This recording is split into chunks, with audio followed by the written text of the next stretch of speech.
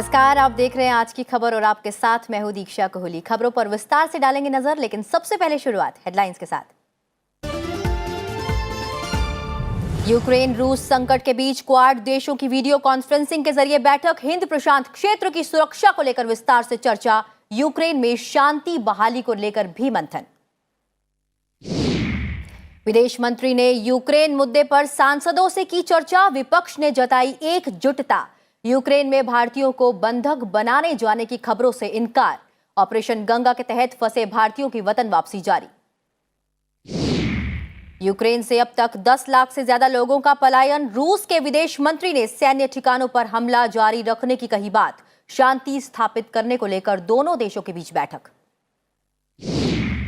Make in India 21वीं सदी के भारत की जरूरत। डीपीआईआईटी के बजट बाद वेबिनार में प्रधानमंत्री ने कहा, भारत को विनिर्माण शक्ति के रूप में देख रही दुनिया।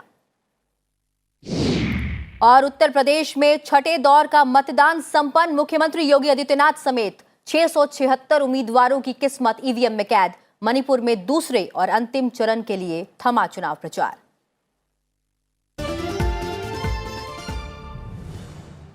और हेडलाइंस के बाद अब एक नजर उन खबरों पर जो आज सुर्खियों में रही।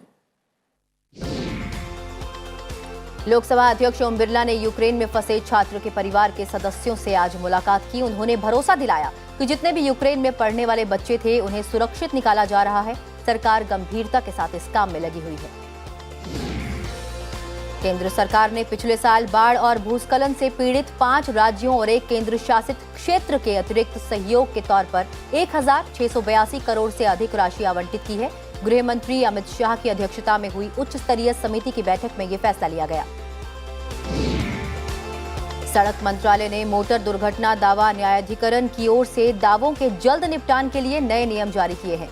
नए नियम में दावों के जल्द निपटान को लेकर विभिन्न पक्षों के लिए समय सीमा के साथ साथ सड़क दुर्घटनाओं की विस्तृत जांच, विस्तृत दुर्घटना रिपोर्ट और इसकी सूचना की प्रक्रिया तय की गई है। नए नियम 1 अप्रैल 2022 से प्रभावी होंगे। दाऊद इब्राहिम मनी लॉन्ड्रिंग से जुड़े मुद्दे को लेकर महाराष्ट्र सरकार में मंत्री नवाब मलिक की मुश्किलें कम होती नजर नहीं आ रही। विशेष पीएमएलए अदालत ने महाराष्ट्र सरकार में मंत्री और एनसीपी नेता नवाब मलिक की प्रवर्तन निदेशालय की हिरासत 7 मार्च तक बढ़ा दी है। महाराष्ट्र के राज्यपाल भगत सिंह कोश्यारी विधायकों के अवरोध की वजह से विधान पालिका के संयुक्त सत्र में अपना अभिभाषण पूरा किए बिना विधान भवन से बाहर चले गए। सत्ता पक्ष इसके लिए बीजेपी को दोषी ठहरा रही है। वहीं बीजेपी ने शिवसेना, कांग्रेस और एनसीपी को दोषी ठहराया है। सरकार ने राज्यों और केंद्र शासित प्रदेशों से निजी टीकाकरण केंद्रों पर उपलब्ध कोविड-19 रोधी टीकों की उन शीशियों को सरकारी टीकाकरण केंद्रों पर मौजूद एक्सपायरी की लंबी अवधि वाली खुराकों से बदलने पर विचार करने को कहा है, जिनके इस्तेमाल की अवधि निकट भविष्य में खत्म होने वाली है। इसका मकसद यह सुनिश्चित करना है कि टीकों की बर्बादी न हो। अमेरिकी संसद में H-1B और L-1 वीजा प्रणाली में समग्र सुधार के लिए द्विदलीय सांसदों के समूह ने एक विधेयक पेश किया है। सांसदों का तर्क है कि इससे अमेरिकी कर्मचारियों के हितों की रक्षा होगी और उन विदेशी आउटसोर्सिंग कंपनियों पर लगाम लगेगी जो इस वीजा कार्यक्रम का दुरुपयोग करते हुए योग्य अमेरिकियों को उच्च दक्षता वाली नौकरियों से वंचित रखते हैं। भारत की निवेता ईशा सिंह और रुचिता विनेरकर ने आईएसएसएफ विश्व कप निशानेबाजी में महिलाओं की 10 मीटर एयर पिस्टल में स्वर्ण पदक जीता है। भारत 2 स्वर्ण और 1 रजत पदक लेकर शीर्ष पर बना हुआ है। और अब खबरें विस्तार से। यूक्रेन रूस संकट के बीच आज क्वाड की ऑनलाइन शिखर बैठक हो रही है। प्रधानमंत्री नरेंद्र मोदी के अलावा अमेरिका के राष्ट्रपति जो बाइडेन और जापान और ऑस्ट्रेलिया के प्रधानमंत्री भी क्वाड की ऑनलाइन बैठक में शामिल हैं। विदेश मंत्रालय के मुताबिक क्वाड शिखर बैठक में हिंद प्रशांत की स्थिति पर चर्चा के अलावा आपसी सहयोग के मुद्दों पर विचार हो रहा है। हालांकि अमेरिका ने पहले कहा था कि वो यूक्रेन के मुद्दे को भी चर्चा में शामिल करेगा। क्वाड 4 देशों का गठबंधन है। इस बीच प्रधानमंत्री नरेंद्र मोदी ने यूक्रेन संकट पर रूस के राष्ट्रपति व्लादिमीर पुतिन से टेलीफोन पर बातचीत की है। यूक्रेन में जारी युद्ध और विशेषकर खार्किव में फंसे भारतीय छात्रों पर बातचीत केंद्रित रही। दोनों नेताओं ने संघर्ष वाले क्षेत्रों से भारतीय नागरिकों की सुरक्षित निकासी पर चर्चा की। दोनों नेताओं के बीच हाल ही में ये दूसरी बातचीत है। पिछली बार 25 फरवरी को रूसी राष्ट्रपति के साथ बातचीत में प्रधानमंत्री नरेंद्र मोदी ने तुरंत हिंसा बंद करने का आह्वान किया था। यूक्रेन में फंसे भारतीयों को सुरक्षित निकालने के लिए जारी अभियान के बीच प्रधानमंत्री नरेंद्र मोदी ने 5वीं बार उच्च स्तरीय बैठक की अध्यक्षता की। उन्होंने कई मौकों पर कहा कि यूक्रेन में फंसे भारतीयों को सुरक्षित वापस लाना उनकी सर्वोच्च प्राथमिकता है। बैठक में विदेश मंत्री एस जयशंकर और केंद्रीय मंत्री पीयूष गोयल के अलावा केंद्र सरकार के वरिष्ठ अधिकारी मौजूद थे। यूक्रेन से भारतीयों को सुरक्षित वापस लाने के प्रयासों को तेज करने के लिए प्रधानमंत्री रविवार से लगातार बैठकें कर रहे हैं। करीब 20,000 भारतीयों में से अब तक 6,000 से ज्यादा को स्वदेश लाया जा चुका है। विदेश मंत्रालय की परामर्श समिति की बैठक के दौरान यूक्रेन पर रूसी हमले और भारतीयों की निकासी समेत कई विषयों पर चर्चा की गई। यूक्रेन से भारतीय नागरिकों को वापस लाने के सरकार के प्रयास के बीच विदेश मंत्री एस जयशंकर ने अपने मंत्रालय की परामर्श समिति की बैठक में विभिन्न दलों के सांसदों के साथ युद्धग्रस्त देश की स्थिति को लेकर चर्चा की। विपक्षी दलों ने वहां से भारतीयों की निकासी के प्रयासों को लेकर एकजुटता जताई। बैठक में विदेश सचिव हर्षवर्धन श्रृंगला ने यूक्रेन की स्थिति और वहां से भारतीयों को वापस लाने के सरकार के प्रयासों की जानकारी दी। बैठक में कांग्रेस नेता राहुल गांधी, शशि थरूर, आनंद शर्मा, शिवसेना की प्रियंका चतुर्वेदी, आरजेडी के प्रेमचंद गुप्ता, बीजेपी के जीवीएल नरसिम्हा राव ने हिस्सा लिया। बैठक के बाद विदेश मंत्री एस जयशंकर ने कहा कि इस मुद्दे से जुड़े रणनीतिक और मानवीय आयामों पर अच्छी चर्चा हुई। सोमवार को विदेश सचिव हर्षवर्धन श्रृंगला ने विदेश मामलों पर संसद की स्थायी समिति को यूक्रेन से भारतीयों को वापस लाने संबंधी ऑपरेशन गंगा के बारे में भी जानकारी दी थी। युद्धग्रस्त यूक्रेन में फंसे भारतीयों को निकालने का काम युद्ध स्तर पर जारी है। ऑपरेशन गंगा के तहत वायुसेना का पहला विमान बुखारेस्ट से 200 यात्रियों को लेकर देर रात हिंडन एयरबेस पहुंचा। वायुसेना के 3 विमान यूक्रेन में फंसे 628 भारतीयों को रोमानिया की राजधानी बुखारेस्ट, हंगरी की राजधानी बुडापेस्ट और पोलैंड के शहर जेजा से लेकर हिंडन एयरबेस पर पहुंचे। रूस के यूक्रेन पर हमला करने के बाद से ही भारत युद्धग्रस्त देश में फंसे अपने नागरिकों को रोमानिया, हंगरी और पोलैंड जैसे यूक्रेन के पड़ोसी देशों के रास्ते स्वदेश ला रहा है। निकासी अभियान में भारतीय वायुसेना अपने C-17 सैन्य परिवहन विमान का इस्तेमाल कर रहा है। To my country's government, and I know we struggled a lot at the borders and everything, but it was a relief to be back in India again. और कीव में मेरे दोस्त फंसे हुए थे, उनको ऐसे निकाल लिया है, अच्छे से काम कर रही है अब Indian embassy. I was very tired because I had not slept for even 5 days. Now I am feeling very good. Now I came to my home. Sir operation बहुत अच्छा है, बट मैं इतना बोलना चाहूँगा कि हम लोगों को निकाला जा रहा है। I really thankful to all people involved on this. Like a civil flight, but they allowed me to carry my pet along with them. Okay. It's like I don't know. वहीं नागर विमानन मंत्रालय ने कहा है कि अगले 2 दिनों में 7,400 से अधिक लोगों को विशेष उड़ानों के जरिए भारत वापस लाने की उम्मीद है। प्रधानमंत्री ने यूक्रेन में फंसे भारतीयों को वापस लाने के लिए ऑपरेशन गंगा शुरू किया है। दिन और रात इसी में बिता रहा हूँ और मेरी यही कोशिश है कि मेरे आने के पहले जो 1000 बच्चे सेरिट में थे और करीब 3,500 बच्चे बुखारेस्ट में थे, मेरा लक्ष्य है कि परसों तक उन सबको हम सुरक्षित घर रवाना कर लें। वहीं प्रधानमंत्री नरेंद्र मोदी ने आज यूक्रेन से लौटे छात्रों से बातचीत की है। इन छात्रों ने उनसे अपने अनुभव साझा किए हैं। प्रधानमंत्री ने छात्रों को आश्वासन दिया है कि भविष्य में छात्रों को पढ़ाई के लिए दूसरे देश नहीं जाना पड़ेगा। अब तक 6,000 से ज्यादा भारतीय वापस देश आ चुके हैं। ऑपरेशन गंगा के तहत 30 उड़ानें अब तक यूक्रेन से 6400 भारतीयों को वापस ला चुकी है। और मेरी कोशिश है कि हर जिले में मेडिकल कॉलेज हो। जिस प्रकार की कोशिश हम कर रहे हैं, तो शायद 10 साल के भीतर भीतर पिछले 70 साल में जितने डॉक्टर बने हैं, उतने नए 10 साल में बन जाएंगे जी। इतना बड़ा काम हो जाएगा, तो फिर बच्चों को बाहर भी नहीं जाना पड़ेगा। छात्रों से बातचीत करते हुए थे प्रधानमंत्री मोदी। बढ़ते हैं आगे। भारत ने रूस और यूक्रेन दोनों देशों के उस दावे को खारिज कर दिया है जिसमें खार्किव में भारतीय छात्रों को बंधक बनाए जाने की बात कही गई है। भारत ने कहा है कि उसे किसी छात्र के बंधक बनाए जाने की स्थिति का सामना करने जैसी कोई रिपोर्ट नहीं मिली है। भारत की ये प्रतिक्रिया ऐसे समय में आई है जब रूस ने दावा किया था कि यूक्रेन में भारतीय छात्रों के एक समूह को उनकी बेलगोरोद जाने की इच्छा के विपरीत खार्किव में जबरदस्ती रोक कर रखा जा रहा है और यूक्रेन के सैनिक उन्हें मानव ढाल की तरह इस्तेमाल करना चाहते हैं। इससे पहले यूक्रेन के विदेश मंत्रालय ने भारत, पाकिस्तान, चीन और दूसरे देशों की सरकारों से कहा कि वे मॉस्को से मांग करें कि वो यूक्रेन के दूसरे शहरों के लिए मानवीय गलियारा खोलने की अनुमति दें।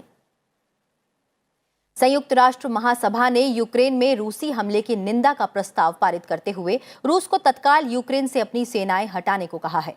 प्रस्ताव के पक्ष में 141 सदस्यों ने मतदान किया और 5 सदस्यों ने इसका विरोध किया। भारत समेत 35 राष्ट्र मतदान में गैर हाजिर रहे। बेलारूस, उत्तर कोरिया और सीरिया ने रूस का समर्थन किया। क्यूबा ने भी समर्थन किया, लेकिन उसने भी मतदान नहीं किया। यूक्रेन में जारी रूसी हमले के बीच संयुक्त राष्ट्र सुरक्षा परिषद ने महासभा का आपातकालीन सत्र बुलाया था। 1997 के बाद पहली बार 193 सदस्यीय संयुक्त राष्ट्र महासभा का आपातकालीन सत्र बुलाया गया है। यूक्रेन पर रूस का हमला जारी है। कई शहरों में हमलों से भारी तबाही मची है। रूस और यूक्रेन के बीच शांति स्थापित करने को लेकर बैठक हो रही है। रूस के विदेश मंत्रालय ने कहा है कि बेलारूस में रूस और यूक्रेन के प्रतिनिधियों के बीच सीधी बातचीत चल रही है। हमें उम्मीद है कि वे इस स्थिति को समाप्त कर शांति बहाल करेंगे और यूक्रेन में लोगों को शांतिपूर्ण जीवन में लौटने में सक्षम बनाएंगे। इससे पहले रूस और यूक्रेन के बीच जंग को रोकने के लिए दोनों मुल्कों के बीच बेलारूस में हुई कई घंटों की वार्ता बेनतीजा निकली थी। रूस के विदेश मंत्री सर्गेई लावरोव ने कहा कि मॉस्को यूक्रेन में लड़ाई खत्म करने के लिए बातचीत को तैयार है, लेकिन यूक्रेन के सैन्य ढांचे को नष्ट करना जारी रखेगा। सर्गेई लावरोव ने कहा कि रूसी प्रतिनिधि मंडल ने इस सप्ताह की शुरुआत में यूक्रेन के वार्ताकारों को अपनी मांगें सौंपी और वार्ता में कीव की प्रतिक्रिया की प्रतीक्षा कर रहा है। उन्होंने कहा कि पश्चिम ने यूक्रेन को लगातार हथियारों से लैस किया है और उसके सैनिकों को प्रशिक्षित किया है। रूस का कहना है कि इससे मॉस्को की सुरक्षा के लिए यूक्रेन एक खतरा बन गया है। रूस के हमला करने के बाद 10 लाख लोग यूक्रेन छोड़कर चले गए हैं। संयुक्त राष्ट्र शरणार्थी एजेंसी ने इसकी जानकारी दी है। यूएनएचआरसी के आंकड़ों के मुताबिक पलायन करने वाले लोगों की संख्या यूक्रेन की आबादी के 2% से अधिक है। विश्व बैंक के अनुसार 2020 के अंत में यूक्रेन की आबादी 4 करोड़ 40 लाख थी। एजेंसी का अनुमान है कि यूक्रेन से 40 लाख लोग पलायन कर सकते हैं और ये संख्या अनुमान से भी अधिक हो सकती है। शरणार्थियों में कई बच्चे शामिल हैं। इनमें कई ऐसे लोग शामिल हैं जो यूक्रेन से आधे से अधिक शरणार्थी यानी करीब 5 लाख से ज्यादा लोग पोलैंड गए हैं, जबकि 1,16,000 से ज्यादा लोगों ने हंगरी में प्रवेश किया है। अंतर्राष्ट्रीय अपराध अदालत यानी आईसीसी के मुख्य अभियोजक ने यूक्रेन में 2013 के बाद से हुए कथित युद्ध अपराधों, मानवता के खिलाफ अपराधों या नरसंहार के मामलों में जांच शुरू कर दी है। रूस के हमले के बाद शुरू हुए संघर्ष भी इस जांच के दायरे में आएंगे। अदालत के 39 सदस्य देशों ने जांच का अनुरोध किया है, जिसके बाद उन्होंने जांच शुरू की है। जब सदस्य देश किसी मामले में जांच का अनुरोध करते हैं तो इस प्रक्रिया को रेफरल कहा जाता है। रेफरल ने 21 नवंबर 2013 के बाद से यूक्रेन में स्थिति की जांच शुरू करने का अधिकार दे दिया है। और अब बढ़ते हैं आगे और नजर डालते हैं विधानसभा चुनाव से जुड़ी खबरों पर।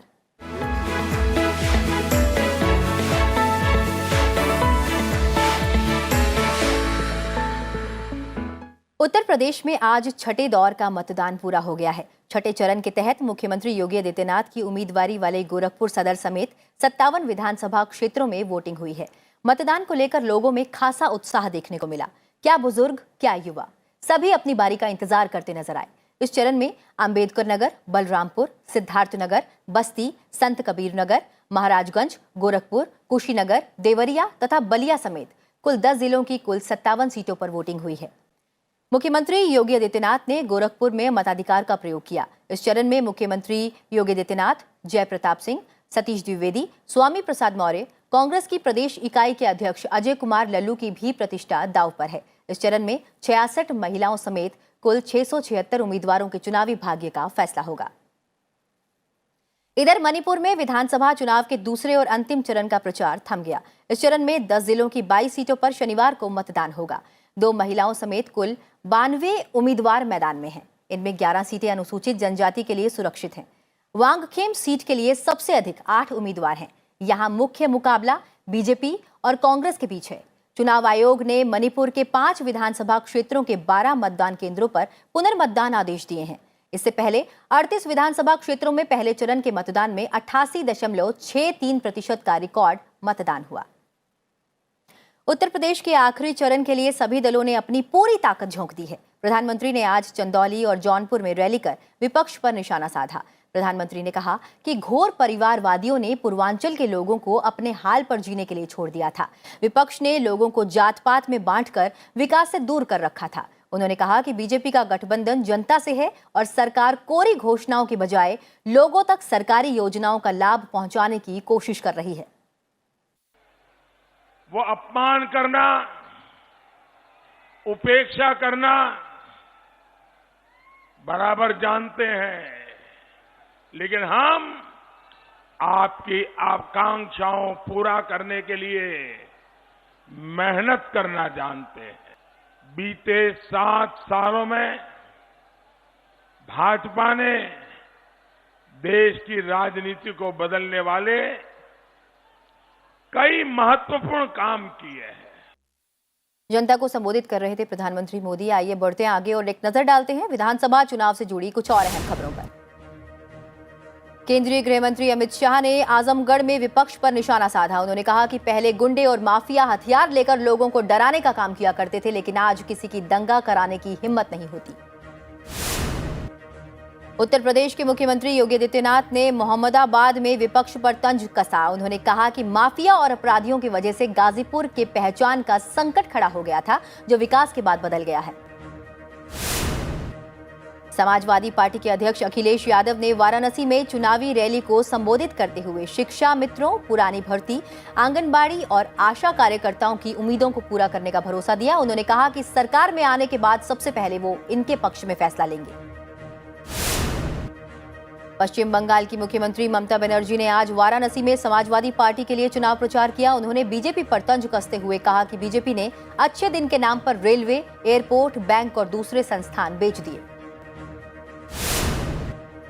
प्रगतिशील समाजवादी पार्टी के अध्यक्ष शिवपाल सिंह यादव ने कहा कि उन्होंने जनता के कहने पर समाजवादी पार्टी के अध्यक्ष अखिलेश यादव से हाथ मिलाया है। उन्होंने कहा कि बीजेपी के मंसूबों को तोड़ने के लिए ही उन्होंने ये फैसला लिया है।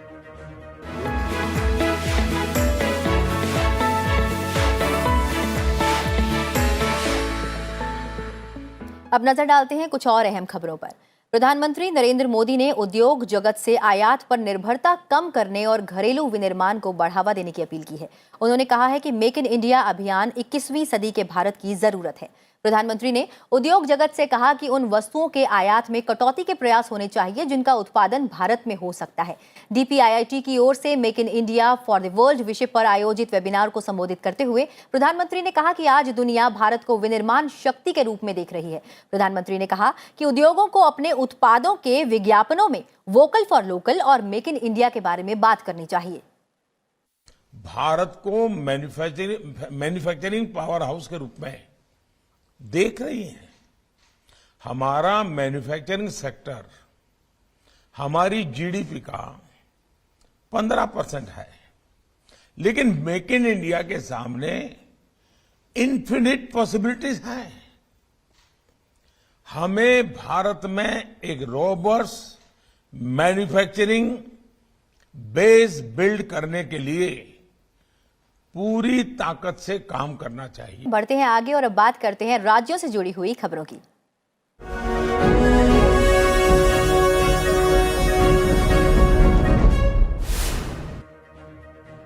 गुजरात में आज वित्त मंत्री कनुभाई देसाई ने वित्तीय वर्ष 2022-23 के लिए 2,43,965 करोड़ का बजट पेश किया। बजट में 3 नए मेडिकल कॉलेज खोलने की घोषणा की गई। वहीं जनता पर नए किसी टैक्स का बोझ नहीं लादा गया है। झारखंड विधानसभा में आज वर्ष 2022-23 के लिए 1 लाख करोड़ से ज्यादा का बजट पेश किया गया। इसमें सबसे ज्यादा स्वास्थ्य के क्षेत्र के लिए है, तो वहीं पेयजल में 20% राशि की बढ़ोतरी की गई है। मुख्यमंत्री ने इसे जनमानस का बजट बताया है। कर्नाटक विधानसभा का बजट सत्र कल से शुरू हो रहा है। वित्त मंत्रालय का भी प्रभार संभाल रहे मुख्यमंत्री बसवराज बोमई सत्र के पहले दिन अपना बजट पेश करेंगे। कुल 19 बैठकों में यह सत्र 30 मार्च तक चलेगा। पश्चिम बंगाल के राज्यपाल जगदीप धनखड़ ने कई दिन से जारी गतिरोध पर विराम लगाते हुए 7 मार्च को दोपहर 2 बजे विधानसभा का सत्र आहूत किया है। इससे पहले 24 फरवरी को धनखड़ ने मंत्रिमंडल के प्रस्ताव के आधार पर विधानसभा सत्र 7 मार्च की देर रात 2 बजे आहूत किया था, जिसके बाद सत्र के समय को लेकर उलझन पैदा हो गई थी। केंद्रीय मंत्री हरदीप सिंह पुरी ने वर्चुअल माध्यम से औरंगाबाद और अहमदनगर जिले में सिटी गैस वितरण नेटवर्क लॉन्च किया। उन्होंने कहा कि शहरी बस्तियों के विकास से ही किसी देश और राज्य का विकास होता है। केंद्रीय स्वास्थ्य मंत्री मनसुख मंडाविया ने 10वें वर्ल्ड हियरिंग डे पर आयोजित कार्यक्रम में सुनने की समस्याओं और विकलांगता के बारे में सामुदायिक जागरूकता बढ़ाने के लिए समन्वित प्रयासों की आवश्यकता पर बल दिया।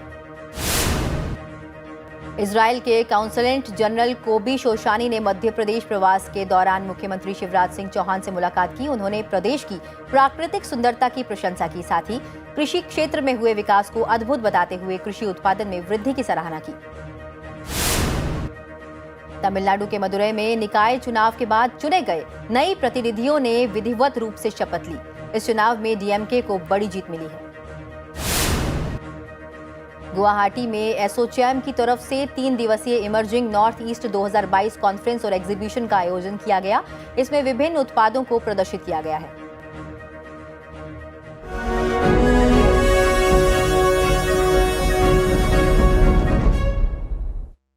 सिंधु जल स्थायी आयोग के तहत भारत पाकिस्तान के अधिकारियों के बीच हुई वार्षिक बैठक के दौरान भारत ने विभिन्न पश्चिमी पनबिजली परियोजनाओं पर पाकिस्तान को आंकड़े मुहैया कराने पर सहमति जताई है।